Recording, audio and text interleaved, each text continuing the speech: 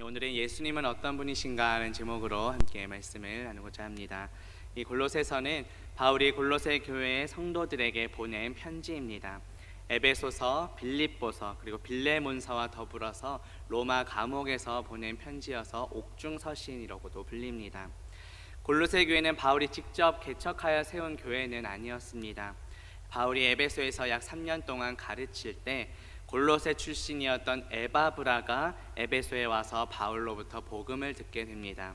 그리고 예수 그리스도를 믿고 자신의 고향에 돌아가서 교회를 개척한 것이 바로 골로새 교회입니다. 당시 골로새 교회는 영지주의 이단의 많은 영향을 받고 있었습니다. 영지주의 이단은 우리의 육체는 악하고 영혼만 선하다고 잘못 주장했던 이단입니다. 그래서 성육신하여 육체를 가진 예수 그리스도, 이 땅에 오신 예수 그리스도를 부인했습니다. 그래서 바울은 에바브라에 의해 세워진 이 골로새 교회에 편지를 보내면서 예수 그리스도가 어떠한 분이신지를 소개합니다. 오늘 말씀을 통해 예수 그리스도가 어떤 분이신지 함께 잘 알고 또 믿는 저와 성도님들 되시기를 주님의 이름으로 축복합니다. 먼저 우리 예수 그리스도는 우리의 구원자이십니다. 우리 본문 13절 14절 같이 봅니다. 그가 우리를 흑암의 권세에서 건져내사 그의 사랑의 아들의 나라로 옮기셨으니 그 아들 안에서 우리가 속량 곧 죄사함을 얻었도다 라고 말씀합니다. 당시에 많은 로마인들은 로마 황제를 마치 신처럼 섬겼습니다. 이 골로새 교회 성도들 역시 예외가 아니었습니다. 이들에게 주인이 로마 황제였던 것입니다. 또 경제적인 상황과 여건도 어려워지자 물질이 때로는 그들의 주인이 되기도 했습니다. 또 당시에 있던 여러 이단들과 거짓 교사들의 그런 잘못된 가르침 때문에 헛된 철학에 빠지기도 하고 또 천사를 주로 숭배하기도 했습니다. 이러한 혼란 가운데 있던 골로새 교회 성도들을 향해 바울은 오직 예수 그리스도만이 우리가 섬기고 우리가 믿어야 할 대상임을 강하게 선포합니다. 예수 그리스도께서 우리가 믿음의 대상이요 또 우리의 주인 되시는 이유는 바로 예수님께서 우리를 구원해 주셨기 때문입니다. 예수 그리스도는 우리의 구원자이십니다. 13절 앞부분에 보면 그가 우리를 흑암의 권세에서 건져내사라고 말씀합니다. 이 건져내다라는 말은 어떤 한 장소에서 다른 한 장소로 옮기는 것을 나타냅니다. 과거에 하나님께서는 이스라엘 백성들을 그 애굽 땅에서 건져내셔서 가나안 땅으로 옮기셨습니다. 우리는 본래 어디에 있던 자들입니까? 흑암의 권세 아래 있던 자들이었습니다. 죄와 허물로 이미 죽었던 자들이었습니다. 그런데 이스라엘 백성이 애굽에서 가나안 땅으로 옮겨진 것처럼 우리 역시 흑암의 권세에서 사랑의 아들의 나라로 옮겨졌습니다. 예수 그리스도는 하나님의 사랑의 대상이십니다. 사랑의 아들의 나라라는 것은 곧 예수 그리스도의 나라를 가리킵니다. 하나님 나라는 예수 그리스도께서 왕 되시며 예수 그리스도께서 통치하시는 곳입니다. 그곳에 완전한 하나님의 사랑이 있습니다. 우리의 구원도 궁극적으로 완성되는 곳이기도 합니다. 신약성경 요한복음 5장 24절에 보면 내가 진실로 진실로 너희에게 이르노니 내 말을 듣고 또 나 보내신 이를 믿는 자는 영생을 얻었고 심판에 이르지 아니하나니 사망에서 생명으로 옮겼느니라 고 말씀합니다. 우리는 이미 사망에서 생명으로 옮겨진 자들입니다. 우리를 흑암의 권세에서 건지시고 사랑의 아들의 나라로 옮기신 것, 이것이 곧 속량입니다. 본문 14절에 보면 그 아들 안에서 우리가 속량 곧 죄사함을 얻었도다 라고 말씀합니다. 이 속량은 본래 노예나 또 빚을 지고 있는 그 채무자를 위해 대신 배상금을 지불하여 그들을 자유롭게 해주는 것을 가리킵니다.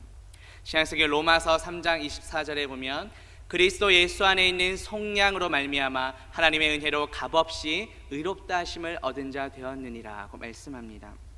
노예를 자유롭게 풀어주기 위해 반드시 필요한 것이 속량입니다. 예수 그리스도께서는 십자가에서 죽으심으로 그 흘리신 피값으로 우리를 사셨습니다. 따라서 이제는 내가 주인된 삶이 아니라 우리를 피값 주고 사신 예수 그리스도께서 주인 되시는 삶을 살아가야 합니다. 하나님께서 우리를 사랑하셔서 독생자 예수 그리스도를 보내셨고 그 예수 그리스도의 피로 우리 대신 우리가 져야 할 모든 죄의 값을 다 지불하셨습니다. 그 결과 우리는 죄에서 자유롭게 되었습니다. 예수 그리스도의 십자가 사건은 역사적으로는 과거에 단 한 번 일어난 사건입니다. 그러나 그 구원의 효력은 영원합니다.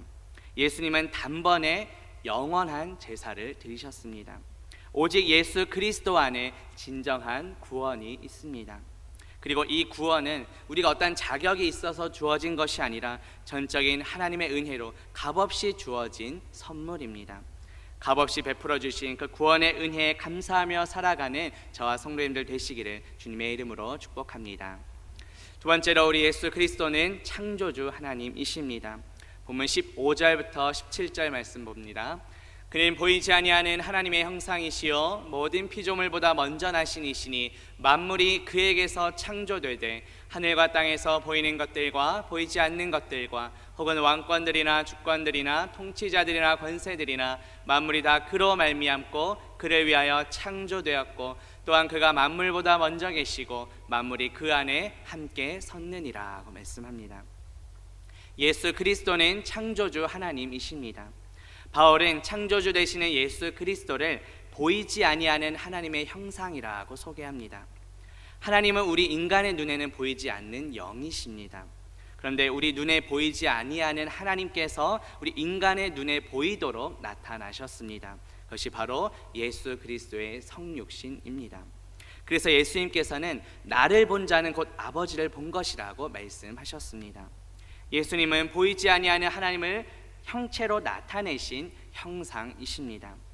예수 그리스도는 보이지 않는 하나님을 외적인 형상으로 나타내신 분이십니다. 또한 하나님의 그 성품과 모든 속성을 완벽하게 나타내신 분이십니다.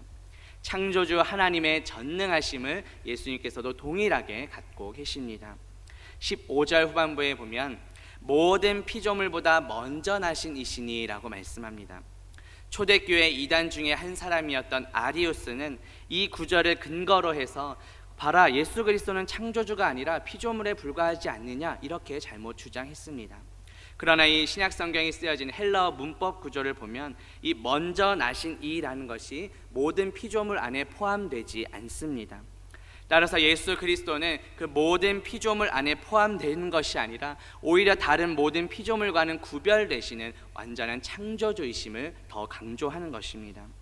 또 16절 앞부분에 보면 만물이 그에게서 창조되되라고 말씀합니다.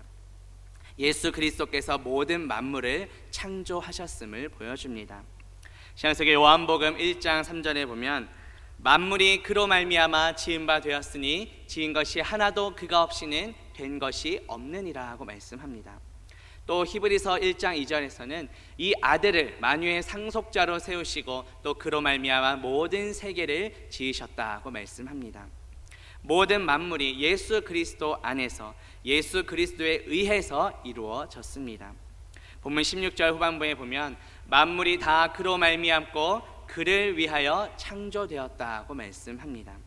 만물의 기원이 예수 그리스도께 있다는 말씀입니다.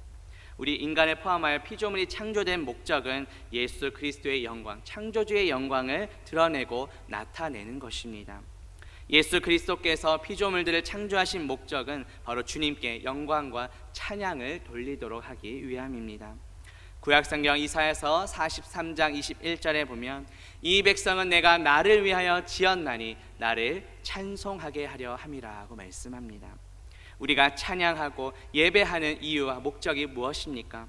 그것이 바로 우리가 창조돼 우리가 지음받은 목적이기 때문입니다. 우리가 살아가는 동안 여러 직장을 생활을 하고 여러 직업을 가질 수 있는데 우리가 무엇을 하든지 우리의 창조주 되시는 예수 그리스도를 찬송하며 예수 그리스도의 영광을 위해 살아가야 합니다. 16절 중반에 보면 하늘과 땅에서 보이는 것들과 보이지 않는 것들과 혹은 왕권들이나 주권들이나 통치자들이나 권세들이나 라고 말씀합니다. 이 모든 것들 역시 피조물 안에 포함됩니다. 보이는 것들은 우주 내에 존재하는 물질 세계에 존재하는 모든 피조물들을 가리킵니다. 이 땅에 있는 생명체와 또 무생물들 뿐만 아니라 우주에 있는 모든 별들과 행성들까지 다 포함합니다. 그리고 보이지 않는 것들은 물질 세계에 존재하지 않는 피조물들을 가리킵니다. 왕권들, 주권들, 통치자들, 권세들, 이 모든 것들은 다 천사들을 가리킵니다. 이것은 무엇을 보여줄까요? 천사들 역시 하나님의 피조물임을 보여주는 근거입니다. 따라서 당시 이단들이 잘못 주장했던, 우리가 천사를 숭배하도록 했던 것이 다 잘못된 가르침이었음을 보게 됩니다. 천사들 역시 하나님의 피조물입니다. 우리의 숭배 대상이 결코 아닙니다. 예수 그리스도는 천사들과 우리 인간들까지 포함한 모든 만물의 창조주이십니다. 당시 골로새 교회 성도들 중에 어떤 사람들은 보이지 않는 그런 신비한 존재인 천사들을 숭배하기도 했습니다. 그러나 아무리 뛰어난 능력을 가진 천사라 할지라도 피조물에 불과하기에 결코 우리의 숭배 대상이 될 수 없습니다. 본문 17절에 보면 또한 그가 만물보다 먼저 계시고 만물이 그 안에 함께 섰느니라고 말씀합니다. 먼저 계신다라는 것은 단순히 시간적인 의미뿐만 아니라 더 우월하고 더 탁월한 분임을 나타냅니다. 만물을 창조하신 예수 그리스도께서 모든 만물을 다스리고 계신다는 것을 의미합니다. 신약성경 히브리서 1장 3절에 보면 이는 하나님의 영광의 광채시요 그 본체의 형상이시라 그의 능력의 말씀으로 만물을 붙드시며 라고 말씀합니다. 창조주 예수 그리스도께서는 모든 만물을 창조하시고 그냥 지어진 대로 내버려 두지 않으셨습니다. 그 모든 만물을 붙들고 계십니다. 만물을 가장 적절한 자리에 두시고 또 모든 만물들 관계에 질서를 또 부여하십니다. 전반적인 모든 만물을 이렇게 운행하고 다스리고 계십니다. 예를 들어서 지구가 태양과의 적절한 관계, 거리를 유지하며 또 그 궤도를 벗어나지 않고 정상적으로 이렇게 공전할 수 있는 이유도 예수 그리스도께서 말씀으로 붙들고 계시기 때문입니다. 구약성경 욥기서 26장 7절에 보면 그는 북쪽을 허공에 펴시며 땅을 아무것도 없는 곳에 매다시며 라고 말씀합니다. 우리가 아는 과학자 뉴턴은 만유인력의 법칙을 발견했습니다. 법칙을 발견한 사람은 과학자일지라도 그 만유인력 자체를 만드신 분은 창조주 예수 그리스도이십니다. 달과 지구 사이의 그 인력 때문에 발생하는 조수간만의 밀물과 썰물이 생기는 역시 예수 그리스도께서 능력의 말씀으로 만물을 붙들고 계시기 때문에 일어나는 현상입니다. 지구의 만유인력과 또 우주의 모든 천체들이 질서정연하게 움직이고 운행하는 것, 또 계절이 변화하는 이 모든 자연 법칙들은 예수 그리스도의 통치와 다스림 아래에 있습니다. 우리 인간 편에서는 우주가 엄청난 크기처럼 보일지라도 예수 그리스도의 그 충만한 안에 질서정연하게 운행되고 다스려지고 있는 것입니다. 모든 만물을 창조하시고 다스리시는 그 예수 그리스도의 영광을 위해 살아가는 저와 성도님들 되시기를 주님의 이름으로 축복합니다. 마지막 세 번째로 살펴볼 것은 교회의 머리이신 예수 그리스도이십니다. 본문 18절부터 20절 말씀을 같이 봅니다. 그는 몸인 교회의 머리시라. 그가 근본이시요 죽은 자들 가운데서 먼저 나신 이시니 이는 친히 만물의 으뜸이 되려 하심이요 아버지께서는 모든 충만으로 예수 안에 거하게 하시고 그의 십자가의 피로 화평을 이루사 만물 곧 땅에 있는 것들이나 하늘에 있는 것들이 그로 말미암아 자기와 화목하게 되기를 기뻐하심이라고 말씀합니다. 바울은 예수 그리스도를 교회의 머리로 또 교회는 예수 그리스도의 몸으로 표현합니다. 신약성경 고린도전서 12장 17절에 보면 너희는 그리스도의 몸이요 지체의 각 부분이라고 말씀합니다. 또 에베소서 1장 22절 23절에 보면 또 만물을 그의 발 아래에 복종하게 하시고 그를 만물 위에 교회의 머리로 삼으셨느니라. 교회는 그의 몸이니 만물 안에서 만물을 충만하게 하시는 이의 충만함이니라고 말씀합니다.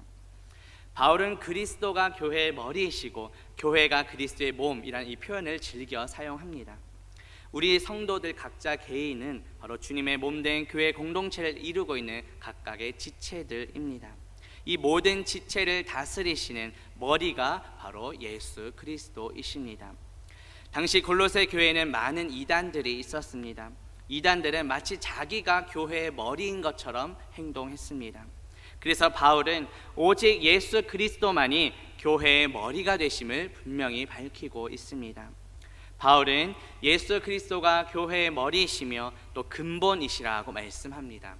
18절 중반에 보시면 그가 근본이시요 죽은 자들 가운데서 먼저 나신 이시라고 말씀합니다. 이 근본이라는 것은 시작 또 처음이라는 뜻입니다. 모든 만물의 기원이고 창조주 되심을 보여줍니다. 그리고 예수 그리스도는 죽은 자들 가운데서 먼저 나신 이시라고 말씀합니다. 우리 죄를 위해 십자가에서 죽으신 예수 그리스도께서는 3일 만에 부활하셨습니다. 썩지 않는 신령한 몸으로 부활하셨고 장차 종말의 때에 신령한 몸으로 부활할 우리의 첫 열매가 되셨습니다.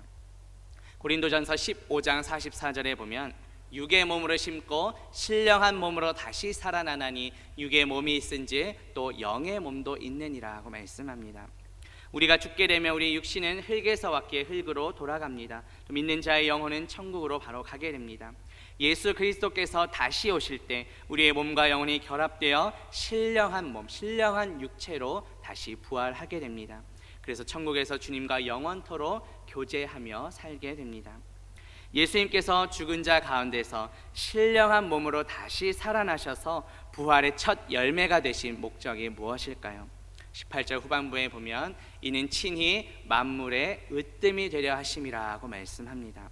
이 으뜸이 된다는 것은 물질적인 세계와 또 영적인 세계 모두에서 최고의 자리, 최고의 위치에 앉으신다라는 뜻입니다. 바울은 교회의 머리이신 예수 그리스도께서 만물의 으뜸이라고 말씀합니다. 모든 만물의 창조주이신 예수 그리스도께서 우리 죄를 위해 십자가에서 죽으셨습니다. 그리고 사망 권세 이기시고 부활하심으로 부활의 첫 열매이자 만물의 으뜸이 되셨습니다. 본문 19절에 보면 아버지께서는 모든 충만으로 예수 안에 거하게 하시고 라고 말씀합니다. 하나님 아버지께서는 예수 그리스도를 교회의 머리와 또 만물의 으뜸으로 세우셨습니다. 하나님의 모든 충만함이 아들이신 예수 그리스도 안에 온전히 거하게 하셨습니다. 예수 그리스도 안에는 하나님 아버지의 모든 충만함이 있습니다. 충만이라는 것은 이 물이 잔에 흘러 넘치듯이 부족함이 전혀 없는 상태를 가리킵니다. 우리 인간에게 필요한 모든 것을 공급하시기에 부족함이 전혀 없는 하나님의 충만함을 나타냅니다. 당시 골로새 교회는 많은 이단들이 침투해 있었습니다. 우리는 오직 예수 그리스도의 은혜로 구원받는 것입니다. 그런데 당시의 이단들은 예수 그리스도를 믿는 것으로는 부족하고 다른 또 어떤 것이 첨가되어야 한다, 더 필요하다고 잘못 주장했습니다.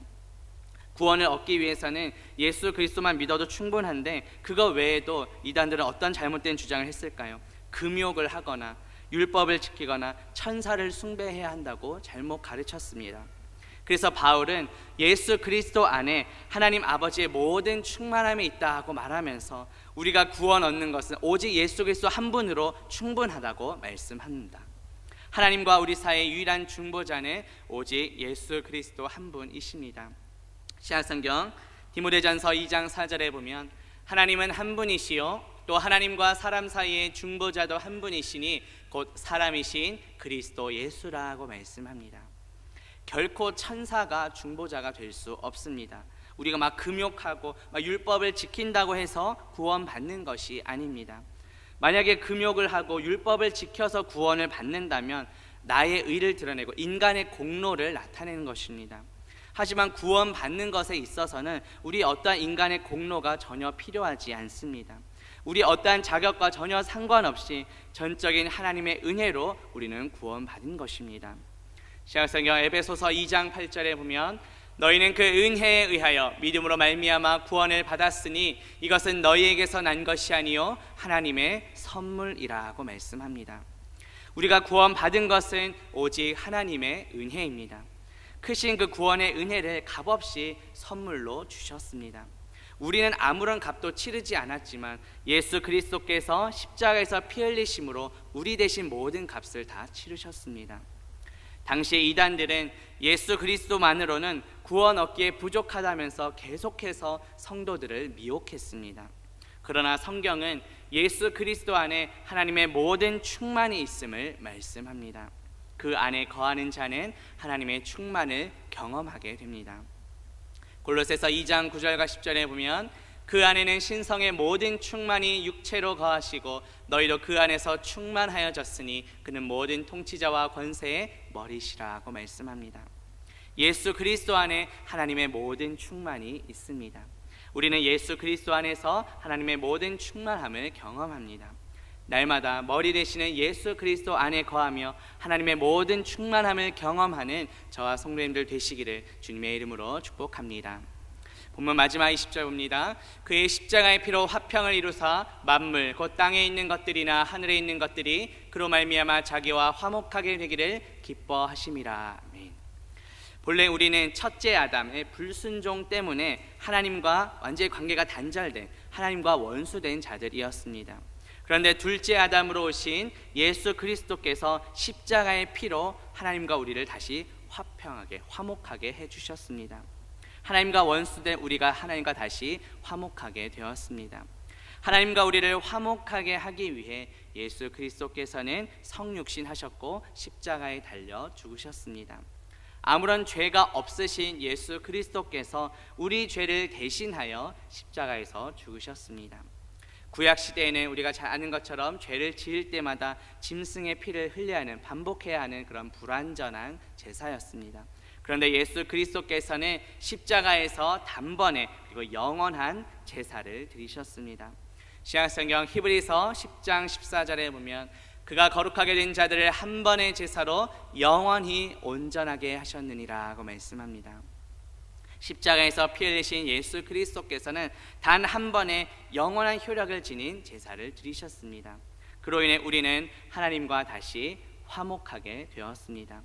신약성경 로마서 5장 10절에 보면 곧 우리가 원수 되었을 때에 그의 아들의 죽으심으로 말미암아 하나님과 화목하게 되었은즉 화목하게 된 자로서는 더욱 그의 살아나심으로 말미암아 구원을 받을 것이니라 하고 말씀합니다. 예수 그리스도로 말미암아 창조된 모든 피조물들, 모든 만물들이 예수 그리스도의 십자가 보혈을 통하여 하나님과 화목하게 되었습니다. 하나님께서는 범죄한 우리가, 하나님과 원수되었던 우리가 하나님과 다시 화목하게 된 것을 기뻐하십니다.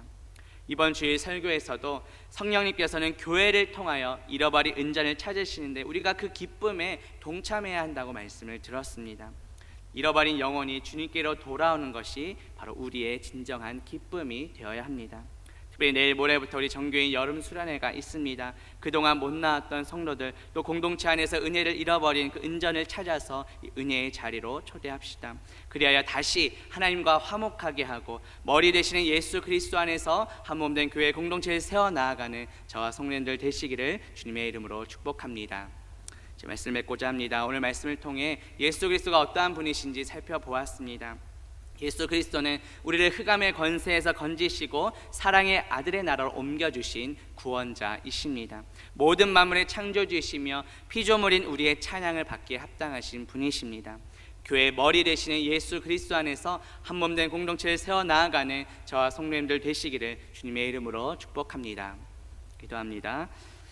하나님 아버지, 오늘 말씀을 통해 예수 그리스도가 어떤 분이신지 다시 한번 깨닫게 하시니 감사합니다. 우리를 흑암의 권세에서 건지시고 사랑의 아들의 나라로 옮겨주신 구원자 예수 그리스도를 찬양합니다. 우리가 창조된 목적을 기억하며 모든 만물의 창조주이신 예수 그리스도를 찬송하며 예수 그리스도의 영광을 위해 살아가게 하옵소서. 교회의 머리 되시는 예수 그리스도 안에서 한 몸 된 공동체를 세워나가는 우리 모두가 되게 하옵소서. 예수 그리스도의 이름으로 기도합니다. 아멘.